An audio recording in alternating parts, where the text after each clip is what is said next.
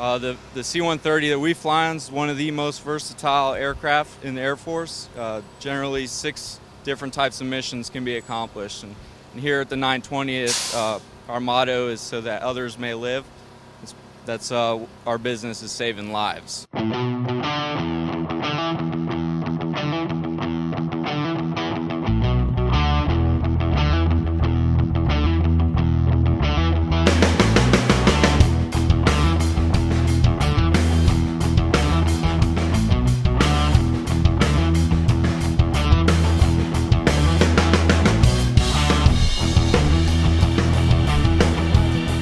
First thing we did was set up for search and deployment, and we simulated that we found an astronaut or a survivor out there, and we were going to kick out the MA-1 kit, which is a series of 5 rafts that have some medical equipment, first aid equipment, and of course 2 20-man rafts.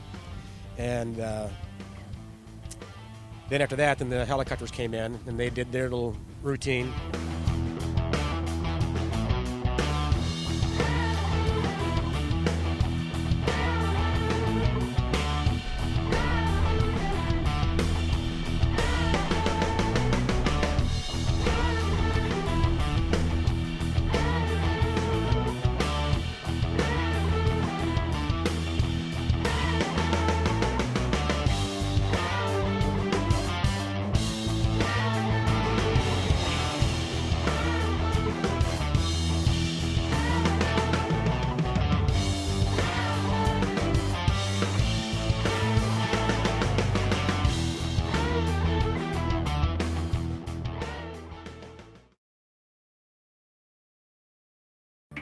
Today, there is an affordable, high-performance, easy-to-own and easy-to-operate very light jet designed with you in mind.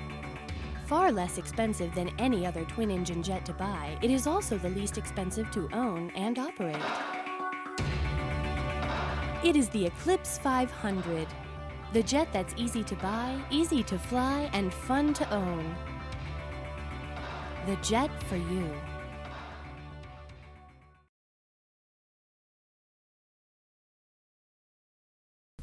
The speeds we were flying for the search and rescue, we'll orbit around 140 knots. And once we find somebody, we'll slow down to 125 knots to kick out the equipment. And as far as refueling, we'll fly to 115 knots.